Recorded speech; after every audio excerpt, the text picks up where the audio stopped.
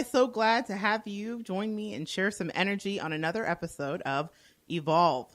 Last week, we got into some moon stuff. And wait, let me go back here, guys. I'm your host, Monette Brann-Natta. I'm so excited to get into the moon stuff. I heard a lot of great feedback about it. So let's get right into it for Capricorn, which was the next sign. We left off with Sagittarius, and we were talking about the way that the moon affects us. And so I'm going to get right into Capricorn. Capricorn moon signs. It's important to remember that you always seem to have it together.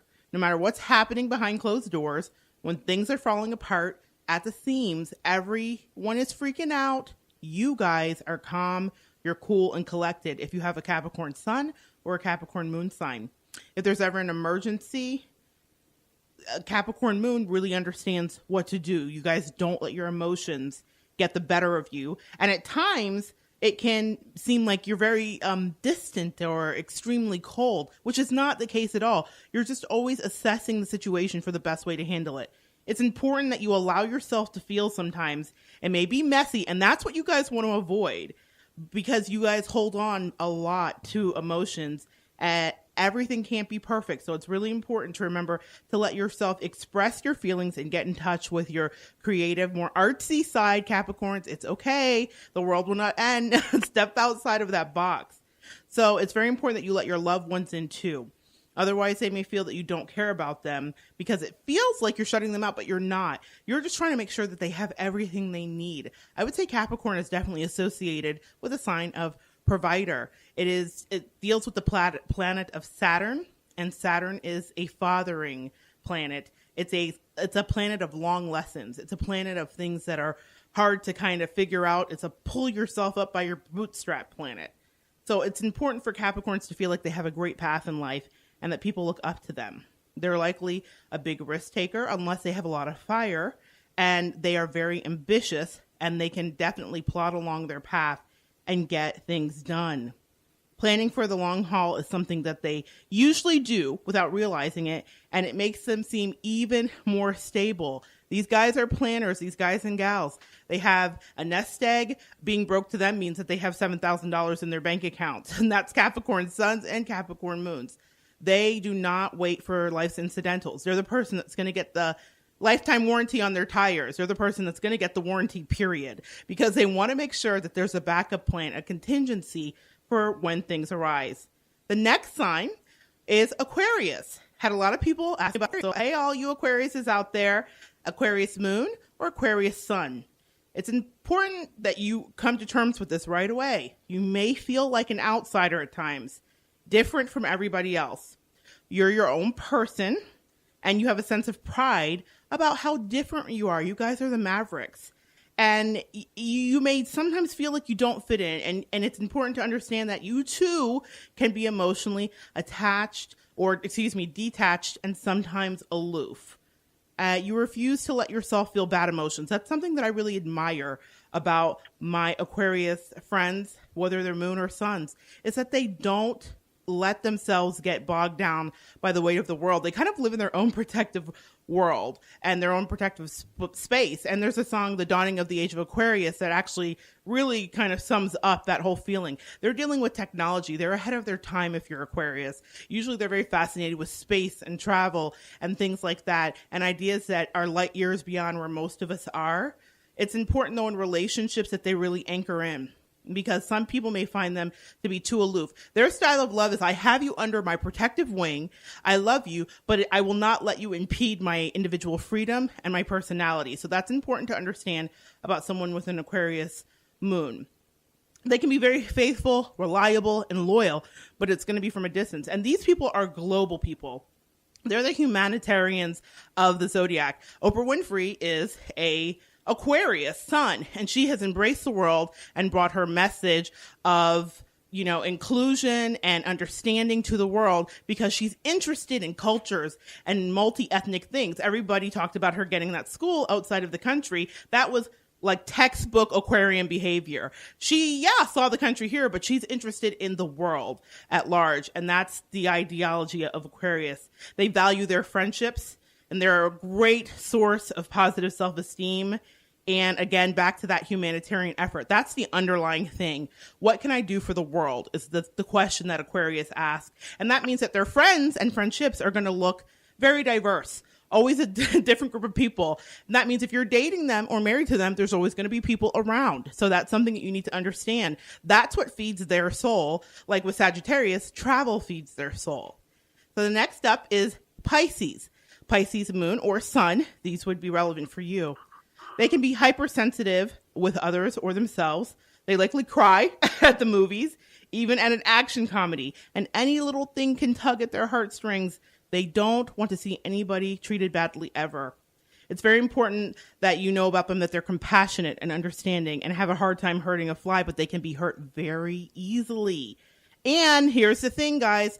Pisces, sun or moon, you guys are prone to escapism, and that could be through alcohol, drugs, sex, food, shopping, you name it, anything that's indulgent, because Pisces almost feels like they don't belong here in the world. They have a hard time really grounding themselves, and it would do well for them to study feng shui and understand that it's important to have several elements in their house that are grounding, like rocks or metals or things like that, things that kind of like anchor them to the earth, because Pisces really swim away. And we talked about the crab, how they scuttle to the side when confronted. Pisces is a great escape artist, so they just swim away. You can think that you're involved with a communication or even a confrontation, and they're not really going to be having it. So that's something to understand about Pisces. They are dreamers. They're incredibly creative in this placement. To be in love with a Pisces feels amazing. They fill you up like an empty vase. The thing about that is they can sometimes overgive. So Pisces, protect your resources, be kind to yourself, and kind of take an internal temperature check about where you stand in a relationship. It's very easy for people to walk over Pisces or take for granted or overuse Pisces. And that's when they swim away. And you think they're going to be here, and you look around and they're gone because they're exhausted. They've depleted their resources to try to hold you up and be the wind beneath your wings. And Pisces, it's an amazing gift you have. A Pisces that comes to mind is Rihanna. I don't need to say anymore. If you're familiar with that name, you can understand how she may have overinvested resources in someone that she loved. And they have a tendency towards these kind of masochistic relationships, not to that level, but just where they're not on an equal playing field. So Pisces, that's the great challenge of your life, is to make sure that you are assertive and stand up for yourself and you set healthy boundaries. Otherwise, relationships will feel out of balance for you. Vacations on secluded beaches are something Pisces really enjoy. It's paradise for them, especially a Pisces moon. And you need to just be careful again that you don't let people walk over you. Being as soft as you are, that thicker skin development is why you're here on Earth. And that is all about our moon signs. And I want to just tell you this too, guys, which is going on this week. This week, we have a super moon coming up on November 14th at 8:52 Eastern time. And this moon will not only be the closest and the brightest supermoon of 2016, but it's also the largest since 1948. And it will not happen again, this phenomenon, until November 25th, 2034. Okay, guys? We'll still be here, yeah? I don't know. After today, I don't know anything, but I hope that we're still here. And so that supermoon will affect so many things. We have another one coming up at the end of December. And so we were talking all about the moon last week. If you're just joining us and listening, this week, we talked about how it affects us in all kinds of ways. And one of the ways that the moon affects us is through our absolute love of music.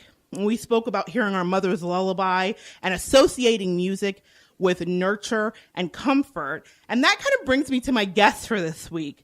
I'm so excited to introduce this guest to you. He is a walking poster for positivity. He's magnetic, absolutely magnetic. Every time I've seen him, I'm just like, there's something about this guy. He's a creative soul, and he marches to the beat of his own drummer. He describes himself as the anti-bully. Adam is a professional musician who believes in the law of attraction and spreads his message of self-esteem, personal growth, through his very popular power karaoke sessions throughout the Space Coast music scene. He and his wife, Melanie, are complete devotees to the band Phish, and they spend their weekends, when their schedule allows them to, and join in the fellowship of the kindred spirits in search of this community of music. Adam is also, if that wasn't enough, an award-winning culinary school graduate in his hometown of Rocky Mount, North Carolina.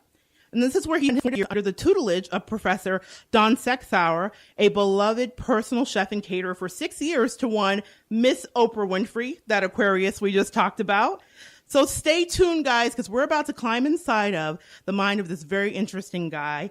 Adam, greetings. It's so good to have you on today. Good morning. Good morning. Thank you so much for having me, man. I'm so excited because there's like this plethora of information that you have. Sure.